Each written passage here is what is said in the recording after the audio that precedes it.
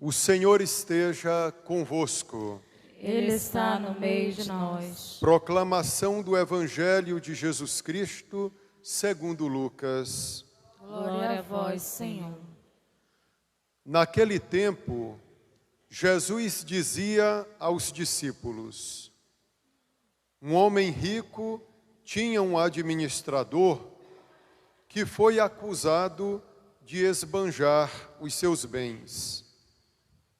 Ele o chamou e lhe disse: que é isto que ouço a teu respeito? Presta contas da tua administração, pois já não podes mais administrar meus bens.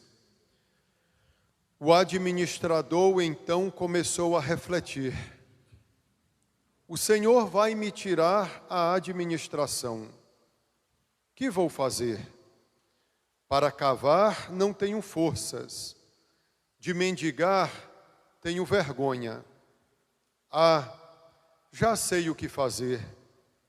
Para que alguém me receba em sua casa quando eu for afastado da administração. Então ele chamou cada um dos que estavam devendo ao seu patrão e perguntou ao primeiro: quanto deves ao meu patrão? Ele respondeu: 100 barris de óleo. O administrador disse: pega tua conta, senta-te depressa e escreve 50. Depois ele perguntou a outro: e tu, quanto deves? Ele respondeu: 100 medidas de trigo. O administrador disse: pega a tua conta e escreve 80. E o Senhor elogiou o administrador desonesto, porque ele agiu com esperteza. Com efeito, os filhos deste mundo são mais espertos em seus negócios do que os filhos da luz.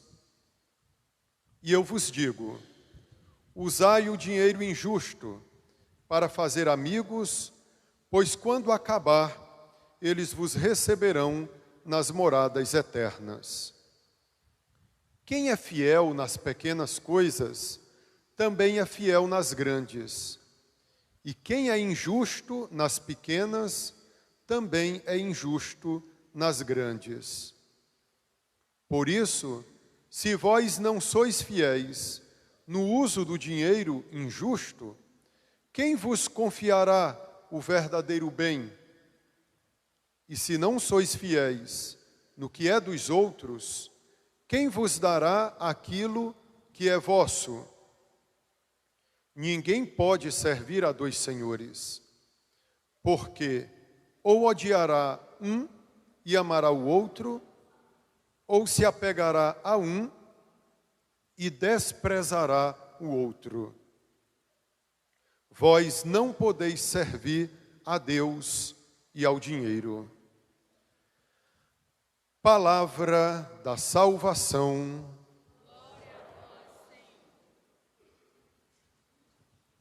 Nossa Senhora de Nazaré,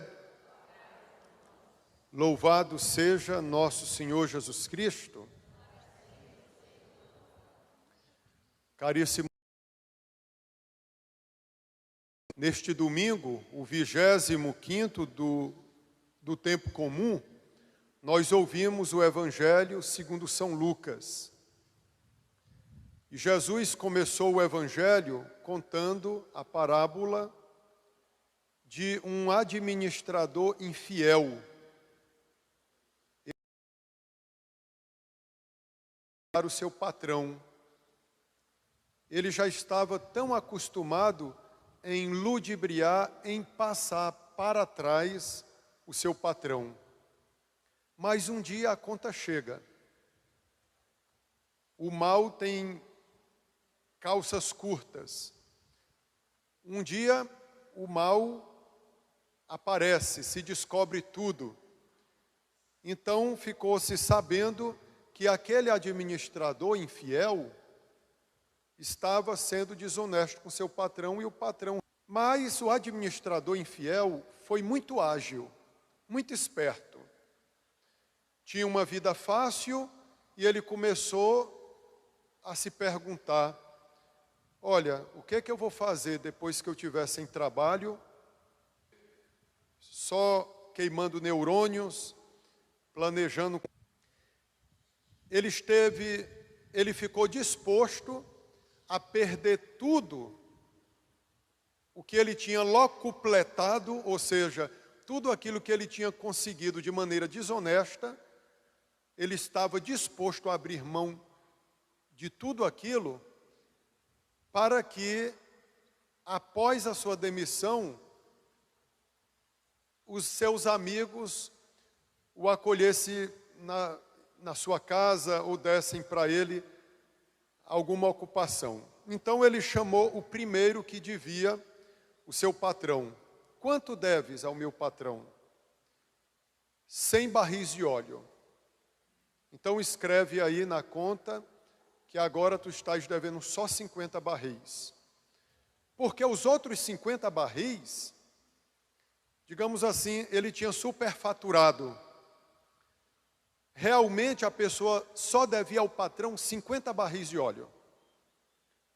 Mas o administrador, antes dessa negociação, mandou, ou melhor, cobrou 100 barris de óleo. Mas agora ele estava disposto a abrir mão dos 50 barris de óleo a mais e cobrar realmente o valor justo, 50 barris de óleo. Pronto. Fiz mais um amigo. E partiu para o outro. Quanto deves ao meu patrão? 100 medidas de trigo. Então escreve aí só 80, que era realmente o valor que deveria ser cobrado, porque os 20 a mais para chegar às 100 medidas de trigo era o que o administrador desonesto tinha cobrado a mais. Jesus concluiu essa parábola dizendo o seguinte, que o patrão elogiou aquele administrador desonesto porque ele agiu com esperteza. Com efeito, dizia Jesus no Evangelho, os filhos deste mundo, os filhos das trevas, são mais espertos que os filhos da luz. Em outras palavras, nós temos a ousadia para roubar o céu, num bom sentido, para conseguir o céu para nós. Hein, queridos, fica para cada um de... Tem uma reflexão feita pelo Thomas Moro, o santo Thomas Moro. Ele fez uma observação muito curiosa da paixão de Nosso Senhor. Ele dizia assim: enquanto os discípulos Pedro, Tiago e João estavam dormindo, no momento em que Jesus sofria uma grande agonia por causa dos pecados do mundo, dormiam enquanto Jesus pedia para eles pelo menos 1 hora de oração. Jesus encontrou-os sonolentos, dormindo. Enquanto isso, Judas Iscariotes, o filho das trevas, o traidor de Jesus, estava desperto, sem sono, negociando com os sumos sacerdotes, os anciãos e os mestres da lei, a entrega de nosso Senhor Jesus Cristo. É assim, enquanto nós faltamos o zelo na vida espiritual, enquanto nós ficamos com preguiça na oração, o diabo está trabalhando incansavelmente para a nossa perdição. Queridos, como há muita agilidade nos filhos deste mundo, nos filhos de Satanás, em seus negócios. E nós não temos a mesma esperteza para alcançar o céu. Lembremos da história da cananeia.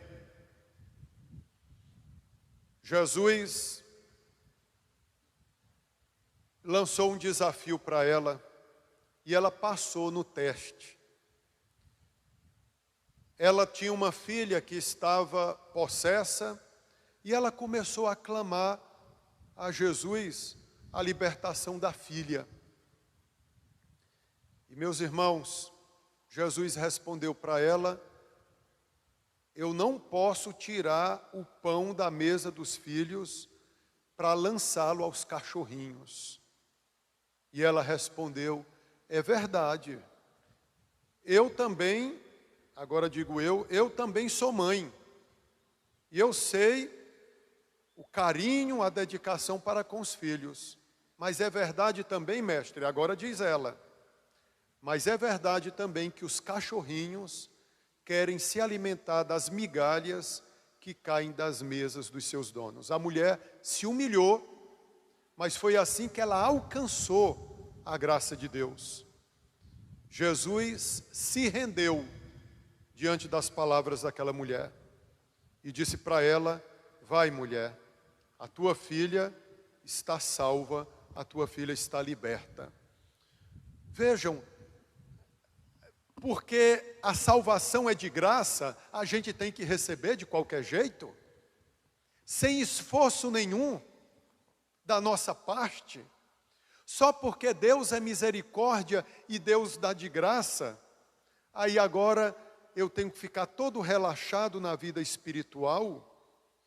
Não, queridos irmãos, de modo algum. Nós temos também uma responsabilidade para a nossa salvação. Como dizia o apóstolo, Deus quer que todos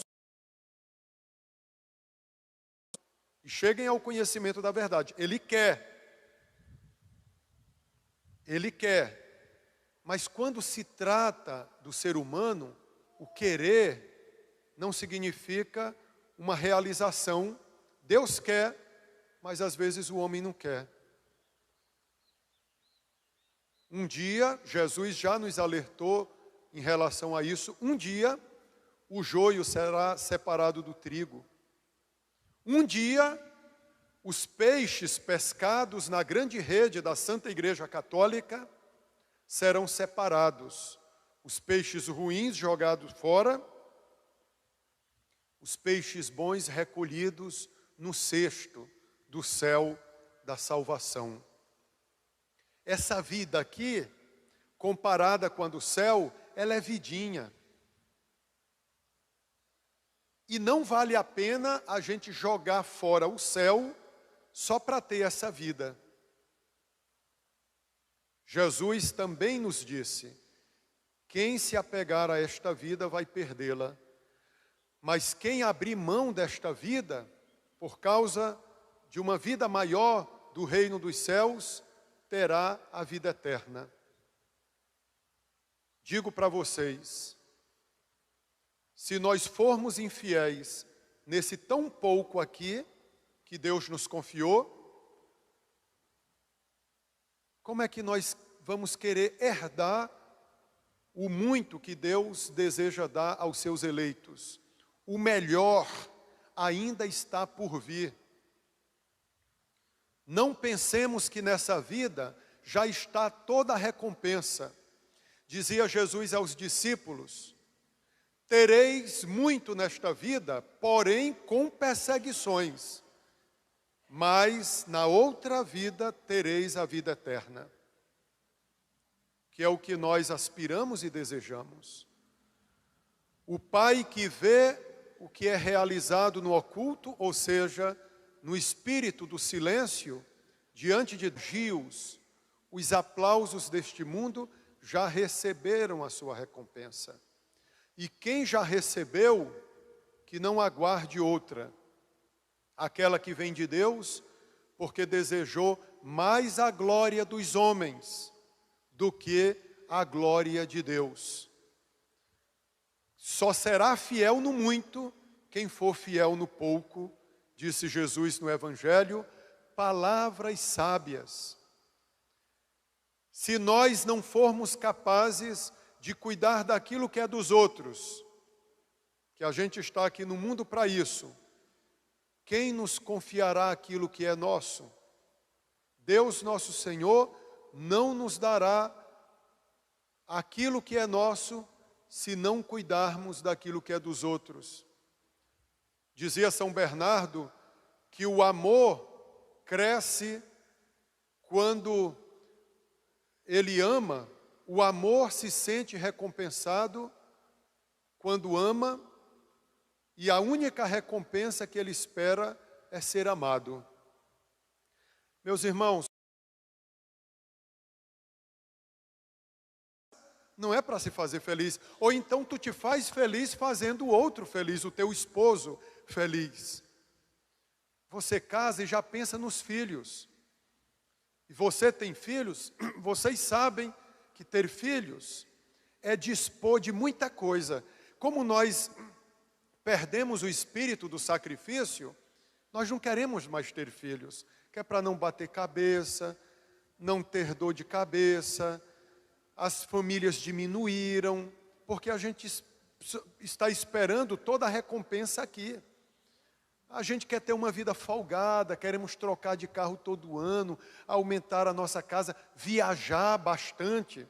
Tendo filhos, a gente não vai poder ter essas coisas. A salvação, ela é muito sutil.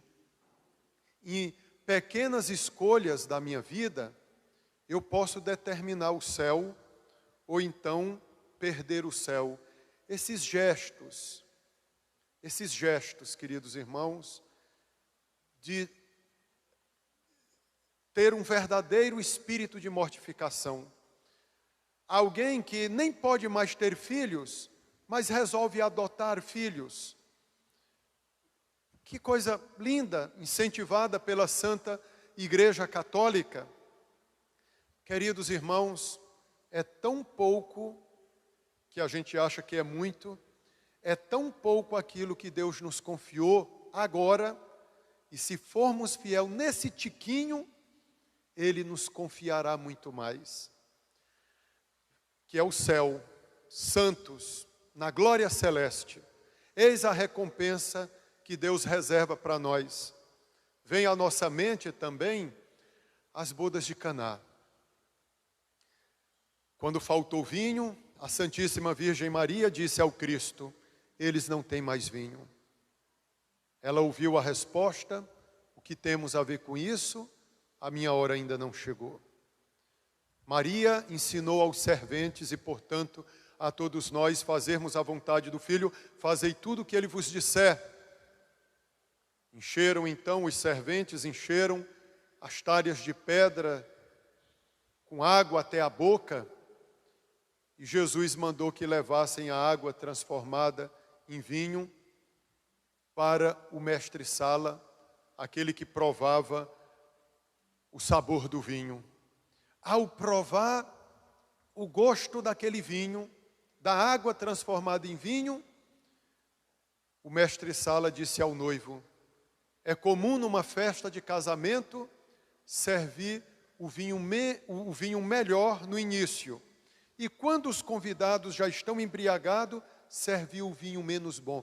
Mas tu guardaste o vinho melhor até agora. É isso. Cuidado para a gente não achar que o vinho melhor é esse que nos é servido agora. Prestem atenção na história das bodas de Caná, como o evangelista João fala, que o mestre-sala provou a água transformada em vinho. Como? Se era vinho, e o evangelho diz que era uma água transformada em vinho. É para significar que se nós nos deleitamos no símbolo, o símbolo aponta para a realidade, mas não é ainda a realidade em si, muito mais alegria nós teremos quando provarmos do vinho que não é mais água, uma água transformada em vinho, mas um vinho real. O vinho vem da uva. Como um vinho vem da água? O milagre que Jesus realizou nas bodas de Caná. Quando nós participamos da missa, tantos símbolos que apontam para o céu, nós nos alegramos em estarmos aqui, em vermos o altar com as velas, em vermos as imagens dos santos, o crucifixo, mas o melhor ainda está por vir. A realidade simbolizada em todos esses elementos. É comum numa festa de casamento servir o vinho melhor no início. E o menos bom deixa para o final, mas na festa do céu, o vinho melhor é servido ao final para nos embriagarmos. O vinho menos bom, estamos provando agora e temos que tomar muito dele para nos sentirmos embriagados pelo Espírito. Quanto mais no céu, quando provarmos um pouco do vinho, ficaremos saciados, satisfeitos, plenificados, porque Deus é a beleza que não tem alteração, é a verdade que não tem oscilação. Queridos irmãos, peçamos ao Senhor nesta Eucaristia a graça de fazermos valer a pena esta vida. Ela é tão pouco, repito, em comparação à vida eterna. Deus tem tanto para nos confiar, mas Ele só nos confiará se formos capazes de administrar esse tão pouco. Lembrem, cada um de nós lembremos que ninguém aqui se basta, que ninguém aqui nós só somos administradores. O administrador não é dono. Deus nos arrendou essa vida. Essa vida pertence a Ele. Nós também vamos nos beneficiar. Que Deus sabe recompensar, mas Ele que é o verdadeiro Senhor. E outra coisa, Deus quer tudo de volta para devolver ao final para nós na vida eterna. Deus não fica... É próprio de Deus, dá tudo, Ele não retém nada para si. É assim que Deus mostra o seu poder quando Ele entrega tudo. Mas para Ele devolver de novo, Ele precisa receber de volta. Lembra da parábola dos talentos? Está aqui, os talentos que me deste. Trabalhei e fiz com que eles multiplicassem, que eles se multiplicassem. E Deus juntou tudo aquilo, representado no patrão, Deus juntou tudo aquilo de volta e devolveu para aquele que tinha trabalhado sobre os talentos. Queridos irmãos e irmãs, fiquemos então com esta palavra do Santo Evangelho. Nós não podemos servir a dois senhores. Ou odiará um e amará o outro, ou se apegará a um e desprezará o outro. O pecado da idolatria, que Jesus denuncia no final do Evangelho, não podeis servir a Deus, e as coisas deste mundo, que Jesus chama aqui de dinheiro. Não podeis servir a Deus e o dinheiro. Eis a verdadeira idolatria. Jesus fala de uma idolatria muito mais ampla. Às vezes querem restringir a idolatria a imagens de ídolos. Mas veem que a nossa idolatria, aqueles que dizem que nós somos idólatras, são muito mais idólatras do que nós, porque cultuam o poder, o prazer, o dinheiro escondido numa máscara de dízimo, enfim. Queridos, cuidado que desse pecado da idolatria nós não estamos isentos, livres. Eu sou sempre idólatra, mesmo conhecendo a Deus, eu serei sempre idólatra quando eu preferir algo a Deus. quando eu coloco qualquer coisa na frente de Deus. Dizia São Bento, nada seja colocado antes do amor de Deus. E não vamos nos perder naquelas pequenas coisas que a gente acha, bem, eu não troco Deus por nada, mas no dia a dia a gente prefere outra coisa do que a Deus. Quando eu deixo de vir à missa, não por coisa séria, mas simplesmente porque estou com preguiça, porque tenho que ficar com uns parentes que vieram me visitar, porque eu tenho que ir para o aniversário de fulano, que é meu amigo, prefiro perder a Deus do que o amigo. Enfim, tudo isso lembre que é idolatria sim. Isso me faz lembrar o que o padre me falava lá em Belém. A gente se perde nas pequenas coisas, meu padre. A gente se perde nas pequenas coisas, não são nas grandes. Nas grandes a gente já sabe, nas pequenas coisas que a gente quer desculpar o dia todo. Quer desculpar todas as vezes. Não, esse domingo eu não vou não, porque eu já fui 2 domingos, né? Já fui 3 domingos consecutivos, nesse domingo eu vou me dar folga. Lembrem que o diabo não tira férias. O diabo não tira férias. Ele vai te desafiar, nos desafiar. Se a gente disser que vai orar 24 horas, ele vai trabalhar 25 horas. Aí a gente dobra para 26 e ele para 27. E até o fim, ele é incansável. Os filhos do mal, os filhos das trevas, são muito mais espertos em seus negócios do que os filhos da luz. Louvado seja nosso Senhor Jesus Cristo.